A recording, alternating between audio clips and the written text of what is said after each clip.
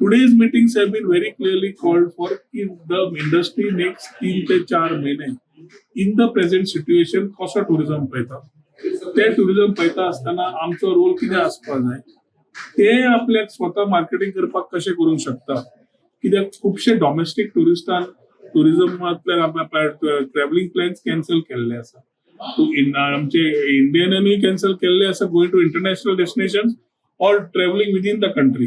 Similarly भायले जे लोक इंटरनॅशनल येताले तांचे थोडे प्लॅन्स कॅन्सलेशन जे झाले तातूंतल्यान what we needed to do. So first morning we have had with the alliance partners in the A and B category 5 and 4 star category hotels तांचे समजून घेतले. आता ताच्या मागीर C and D कॅटेगरी म्हणजे गेस्ट हाऊस विलाज बाकी तांचे समजून घेतले. आता दनपारां वॉटर स्पोर्ट्स वाल्यांची मागीर शेक वाल्यांची आनी मागीर tours and travel. So we need a consolidated plan to understand what we need to do in this type of things to ensure that the economy runs and the employment continues. शेवटी tourism हे main stay जाता for particularly this type of topics. A consolidated report घेऊन other than the issues of the conclave व मुख्यमंत्र्याकडे उलोवन खंय scheme जाय कोणाक कितें सपोर्ट जाय नाल्यार कितें करपाक जाय हे थोडे विशयाचेर उलोवन we will find a way ahead keeping in mind the sentiments of the country and the economics of the state.